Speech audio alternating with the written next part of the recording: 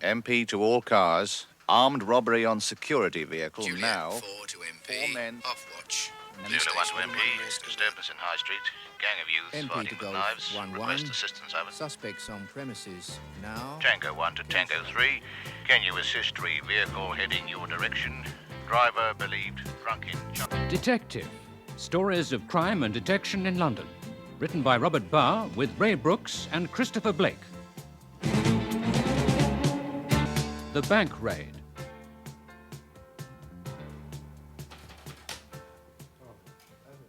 Here you are. Your coffee and your change. Thanks. Now, what do we have this morning? I've been going through our files, and what we have is the same as we had last week, and the week before, and the week before that. Look, Dave, the backlog is piling up. Right, let's have a look. Yeah, I see. Well, let me tell you, the only way we'll ever clean up all complaints of crime is to be standing next to Chummy when he's nicking the stuff. We just try and keep our heads above water, that's all. What's next? 5 new ones. An old lady's home done, some furniture taken. Let's see. No, correction. A residential home for elderly gentlewomen was done. Taken a Jacobean oak chest and 2 Jacobean high-back chairs. That is antique furniture of high value. You know, this bloke's going a bit too far. You know him? Yeah, but knowing him and catching him are 2 different things. His name is Owen, and he's as fast as a ferret. Right, what else? CID, Sergeant Brook. Yeah? Where? Right away. Max, finish your coffee. We're off. Jim. I'm busy. Drop it. We have a shout. Come on, move it. Where to? Corner of Morton Street and Davis Street. A bank. What's happened? A hold-up. Shotguns and ammonia. Come on, move it. Let's have the siren. We might just get there in time.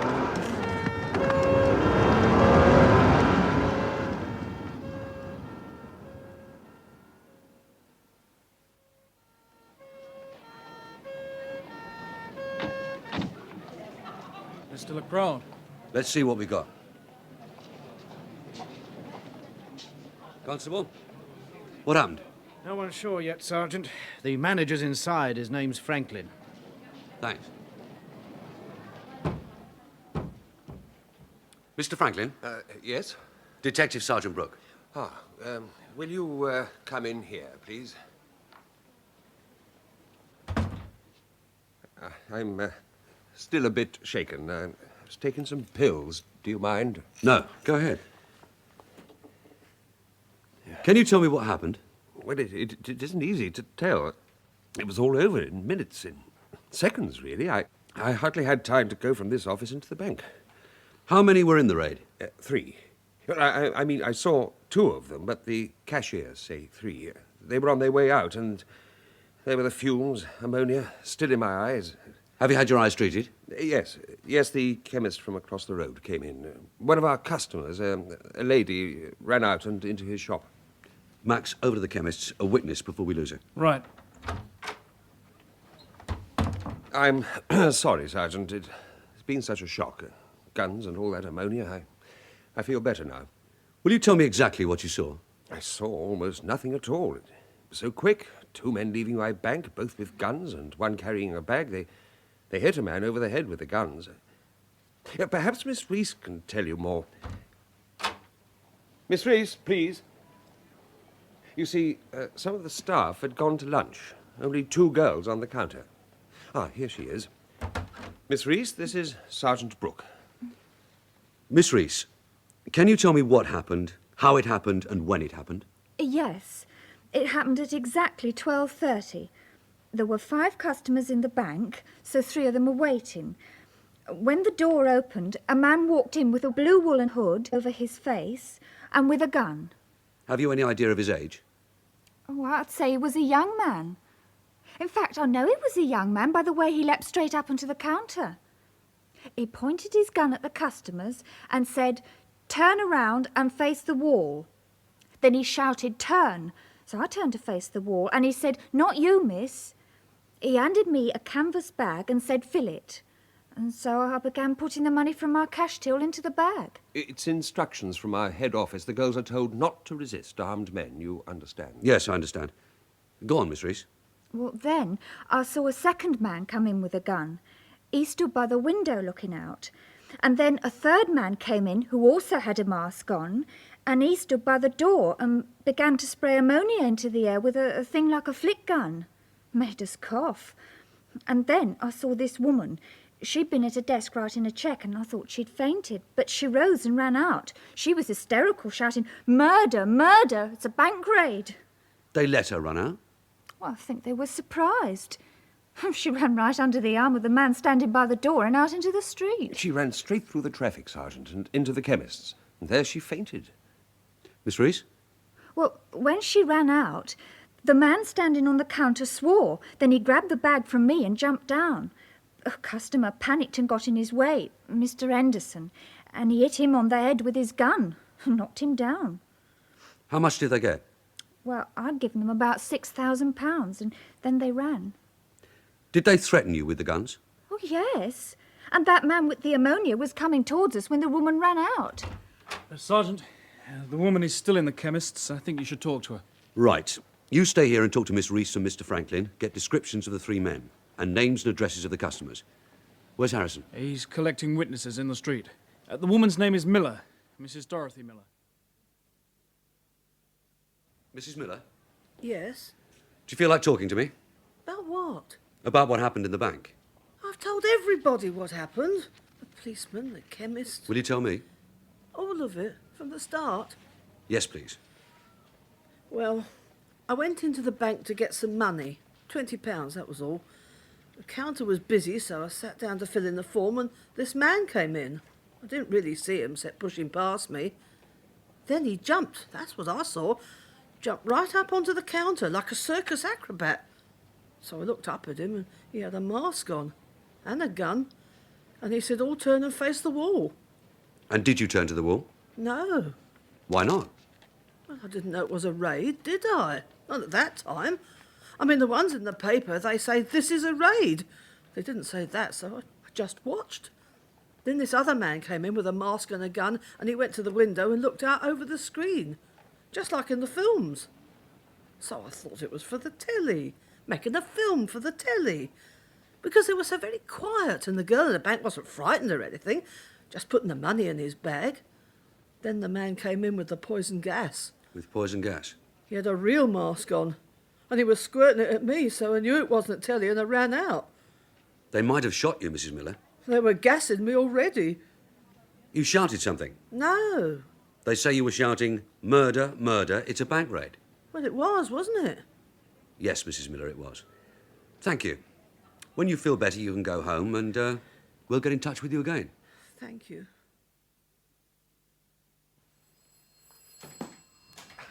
Well, what did we get? Max? Scenes of crime didn't come up with anything except some footprints of plimsolls on the counter. Fingerprints got nothing. They all wore gloves, and even at that, they didn't touch anything. Descriptions. Jim? 3 lads, that's for sure, wearing blue woolen masks, like balaclavas, but covering head and face. Could be late 20s, height 5'7" to 5'9", seen in the bank, seen running from the bank. They had a car parked in Summer Street. No one got the number, no one got the make or year, but one woman was quite clear on the colour, green.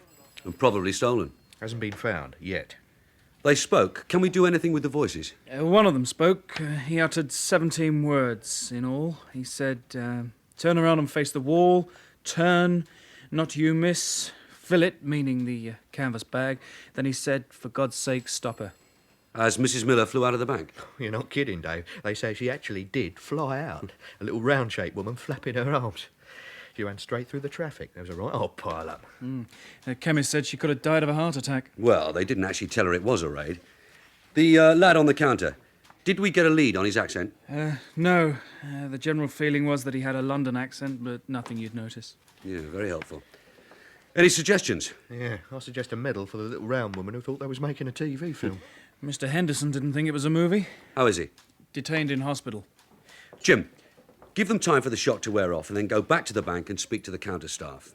See if they can recall any young men coming into the bank, changing a tenner into singles, something like that, and who seemed to be looking around. Especially anyone who showed an interest in the side door. Ask them to think about it, a bit of feminine intuition. Right. And me? Well, until we have a lead, you can stay on the other stuff. The backlog. There's the furniture nicked from that home. You made an inquiry about this antique lark, haven't you? A loser, Mr... Mr. Nizam. He'd gone off for the weekend and came back to find... Yeah, well, it's always like that. Go and have a chat to the matron at the Westdean Residential Home for Retired Gentlewomen.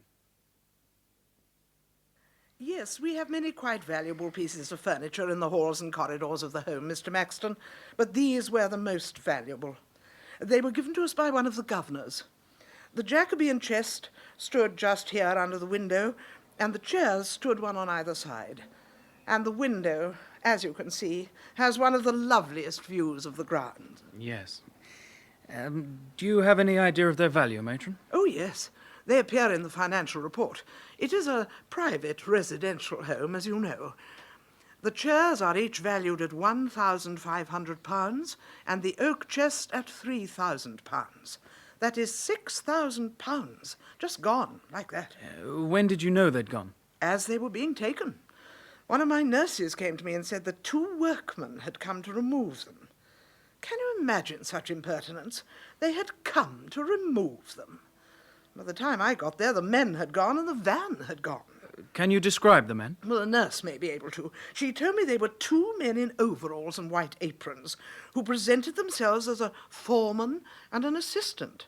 And when she spoke to them, the foreman showed her a worksheet with the 3 articles fully described, a signed authority for their removal, and even the time when they had to be called for. Had any authority been given for their removal? Oh, of course not. I phoned the governor who donated them. He is Sir George Fenner. He had given no such authority. I then phoned the police. Had anyone inquired about the articles before the theft? Phone calls or visits? Well, we have many visitors to the home, Mr. Maxton, but not, I am pleased to say, visitors of that class. Removal men. Do you wish to see the nurse who spoke to them? Yes, please.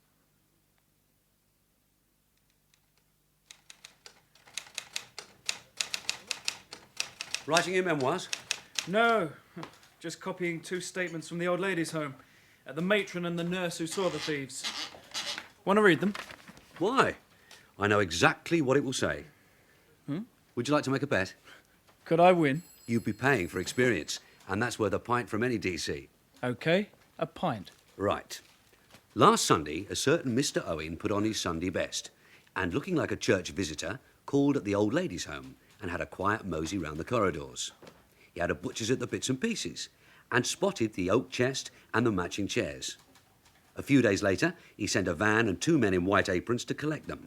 They had a worksheet with a description of the items, a signed authority, and even the time. OK, you win. A respectable man was seen there last Sunday wandering in the corridors. 3 days later came 2 men in white aprons. Who was who? Mr. Owen only values, he doesn't collect. He was the one who went there on Sunday. You can go and practice on him if you like, but you'll never pin him down. I've got his address somewhere. Dave? Yeah. Bank job. The car's been found. Abandoned. On the back seat, 3 blue woolen hoods, a brown canvas bag and a squirter with some ammonia still in. They've been taken to the laboratory. Do we know where it was stolen? Yeah, taken 3 days ago from a cinema parking lot in North Kilburn. The lady was right. It's green. Anything from the bank staff about the lads casing the place? Yes, from Miss Timson. One lad she had a feeling about, though she's not too sure. He came in on 2 successive mornings for change. He was in overalls. She thinks he was working nearby. Did she give a description? About 26, 5'7", good looking. Best she could do. Right. I'll go and have a look at the car. Max? Yeah? Mr. Owen's address. I mean, talk to him. It won't do you very much good, but it might make him lay off for a couple of months. Right. Is this the car? Yes, this is it. Green Triumph 1976. Stolen 3 days ago in North Kilburn. Real owner, a Mr. Milligan of West Kilburn, who had taken his girl to the pictures and come out to find it gone. And he's wondering when we'll let him have it back. And when will you let him have it back? When we've finished with it. Oh, by the way, no prints of any kind, not even Mr. Milligan's. Seems the lads spent the time giving it a good old cleaning. They even tuned the engine so it wouldn't let them down. It's in better shape than when it was nicked. Well, they left in it the woolen mask, the canvas bag and the ammonia gun. What's the sellotape for? The car's so clean, I'm using this to lift any dust from the seams of the bag and from the plimsolls.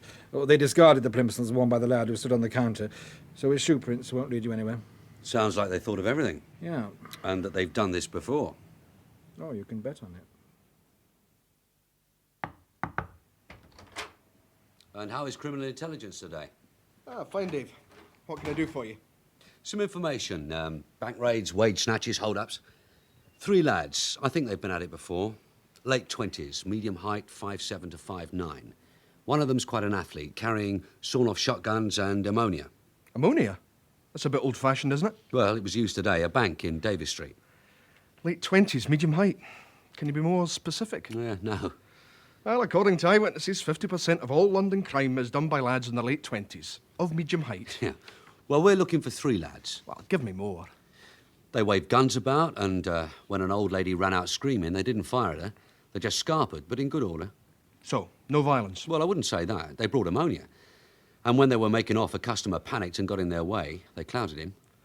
Well, let's see what we've got in the files. Late 20s. We don't really know that for certain. They wore woolen hoods, but the way they moved and ran and jumped about, people said they were young. Would you be interested in 2 lads doing a sub-post office, masked, carrying sawn-off shotguns, a year ago? Yeah, let's see. Sure, have a look. Well, sub-post mistress says they walked in at lunchtime. Shop wasn't busy.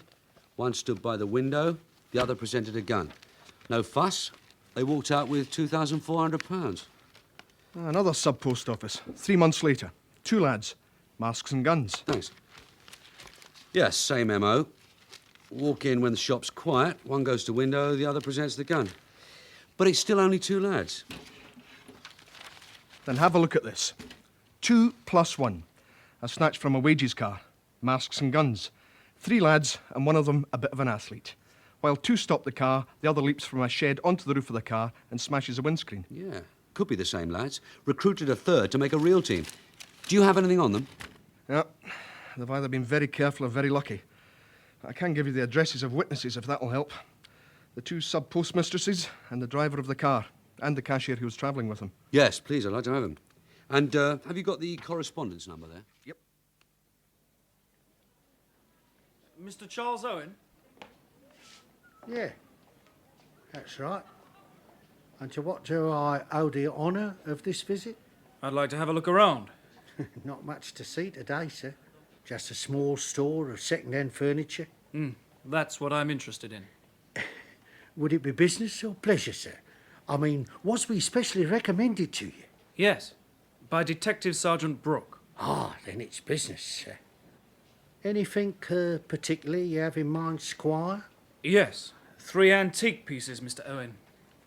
Jacobean. Oh, well, then they wouldn't be here, would they, Squire? We buy only second-hand stuff. Mr. Owen, antiques is second-hand stuff. Yeah, but fair's fair, Squire. I mean, antiques got to be 100 years old. I mean, if this junk was 100 years old, it'd have fallen to pieces, wouldn't it? I mean, just look at it. Mr. Owen, do you have a van?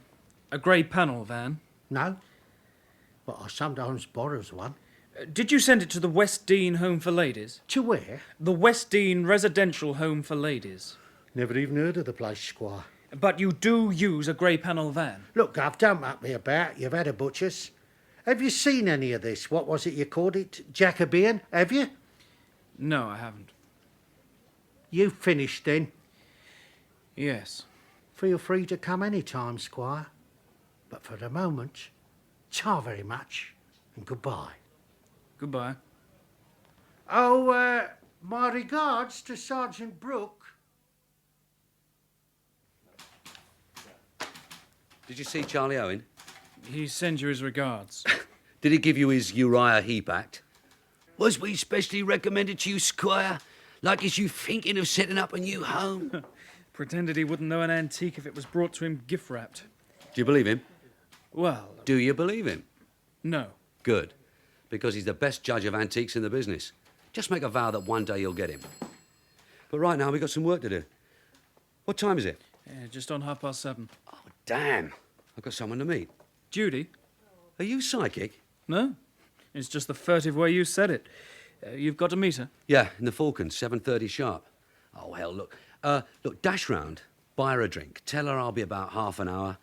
Tell her some big stuff about a bank raid and Sherlock's on the trail. Keep her interested. Sure. I'll hold her hand. You're bloody not. You keep her hands on the table. Yes, Sergeant. And if I'm not there by 8, you can give her a lift to the hospital. She's on duty. And come straight back. Yes, Sergeant. Well, I'll be here or with the collator. So, what's new, Dave?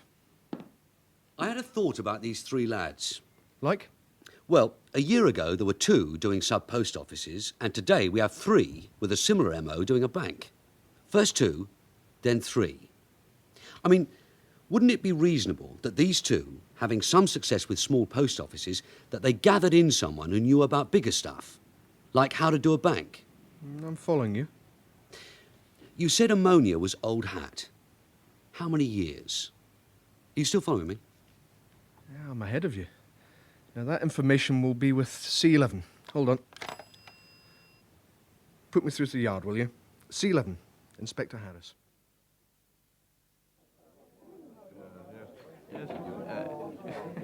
Hello, Judie. Hello, Max. Where's Dave? He's on his way. Sent me ahead to buy you a drink. Which means he doesn't think he'll make it. Oh, he'll make it all right. What will you drink? Well, if he makes it, we'll wait until he comes. Sit down, Max, and talk to me. Sure. He's on today's bank raid, and there are a few loose ends he has to take care of. All right. Let's talk about you. And the job. And Dave. How about you and Dave? Oh, Dave and I are all right. You were sent to keep me interested, Max. Yeah. So? About the job? I'm not quite sure. But you like it? Oh, I like it. Yeah, I really like it. But, well, I make too many mistakes. I mean, I would make too many mistakes if it wasn't for Dave.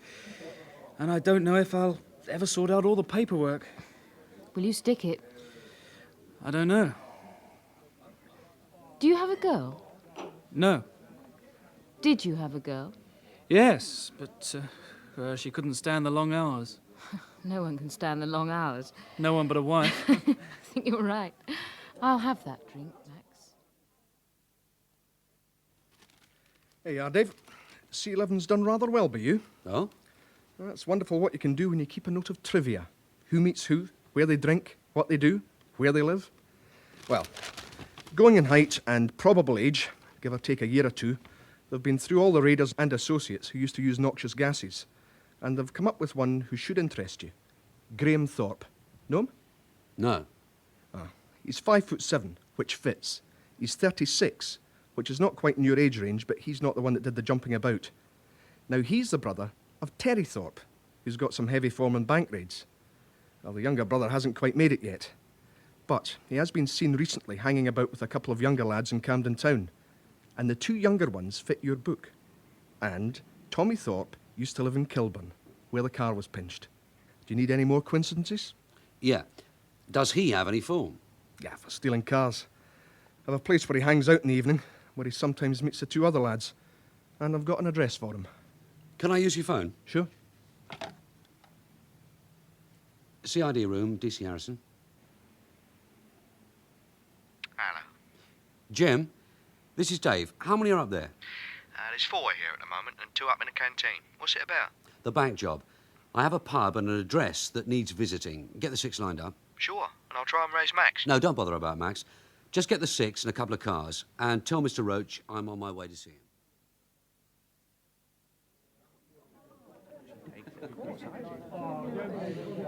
He said if he wasn't here by 8, I was to take you to the hospital. Well, I'm not on duty. If he isn't here by 9, you can take me home. He'd have my scalp for that. I didn't mean take me home. You can drop me on the doorstep. Oh, yes. If he isn't here by 9. So, another Chinsana? Please. All right, against the wall, all of you. Yeah, what's going on? We're looking for money. All right, lads, start searching. Get up. It's daft, the 3 of you to be together, but I suppose you had to count the loot. Over here, Dave. 1 drawer full of money, 1 bin full of bank wraps. Yeah, that's it. Now you. Me? Yeah, you. You look like the one. Let's hear you say turn around and face the wall. Why should I say that? Because you said it this morning, and you'll be saying it often enough in the next few days to the bank staff and the customers. Get stuffed. Okay, yeah. Flynn, Keller, Anderson, get the 3 of them down to the car. Yeah,